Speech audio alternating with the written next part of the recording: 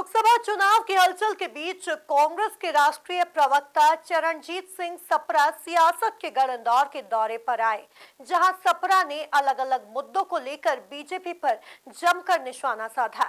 देखिए एक खास रिपोर्ट।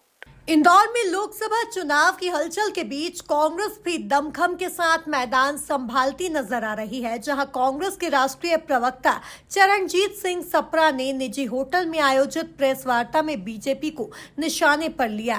यहां सप्रा ने बीजेपी पर निशाना साधते हुए आरोप भी लगाए। लोकसभा का चुनाव 2 चरण पूरे हो चुके हैं और ये 2 चरण के चुनाव में आपने भी देखा होगा जो चुनावी पैटर्न रहा है,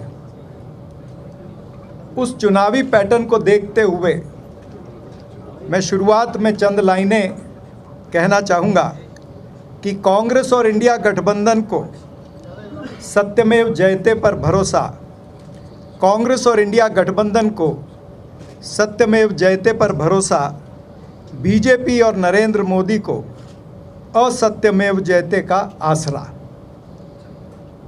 और जिस तरह से हम देख रहे हैं कि आजकल भारतीय जनता पार्टी के तमाम सारे नेता अब की बार 400 पार बोलना भूल गए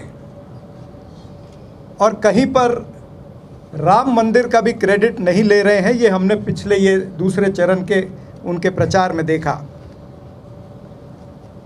प्रधानमंत्री और बीजेपी और उनके तमाम सारे आला नेता जो 19 अप्रैल और 26 अप्रैल का 2 चरणों का चुनाव हुआ है, यानी 190 सीटों पर जो उम्मीदवार हैं उनकी तकदीर जो है मशीन के अंदर बंद हो चुकी है। लेकिन ये 2 चरण के चुनाव, खास करके जो पहला चरण का चुनाव हुआ, उसके बाद हमने देखा कि बीजेपी के तमाम सारे नेता, गली से लेकर के दिल्ली तक के नेता बौखला गए हैं। बनावटी बातें हो रही हैं, दोगली बातें हो रही हैं, ख्याली पुलाव परोसे जा रहे हैं। ध्रुवीकरण, द्वेष और डर फैलाने का प्रयास भारतीय जनता पार्टी द्वारा हो रहा है। वो डर और द्वेष फैला करके, ध्रुवीकरण फैला करके वोट की खेती करना चाहते हैं। पिछले 10 साल में, दरअसल जो 10 साल की सरकार है उसने अपना रिपोर्ट कार्ड देना चाहिए।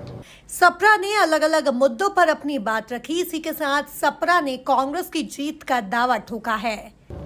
वो उन मुद्दों को उठाना चाहती है जो मुद्दे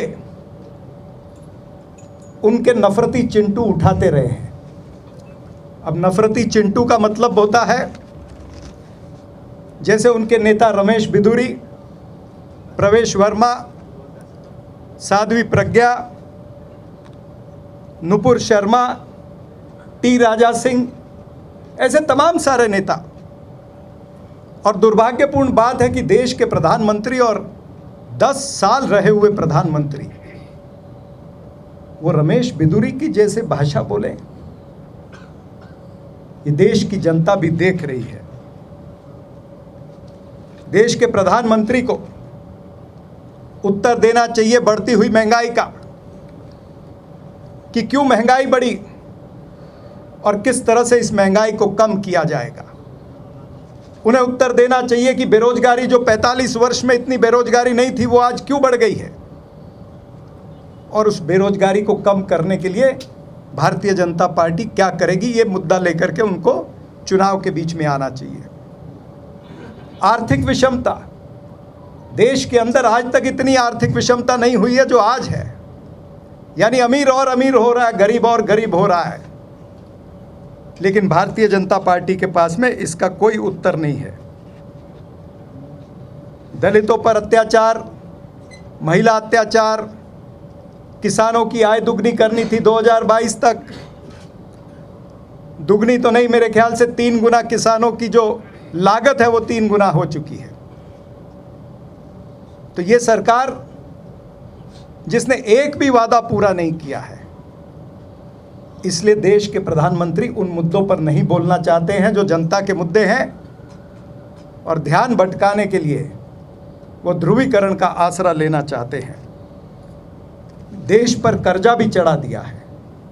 कुल मिलाकर देखा जाए तो लोकसभा चुनाव की हलचल के बीच कांग्रेस के राष्ट्रीय प्रवक्ता चरणजीत सिंह सप्रा सियासत के गढ़ इंदौर के दौरे पर आए, जहां सप्रा ने अलग अलग मुद्दों को लेकर बीजेपी पर जमकर निशाना साधा है।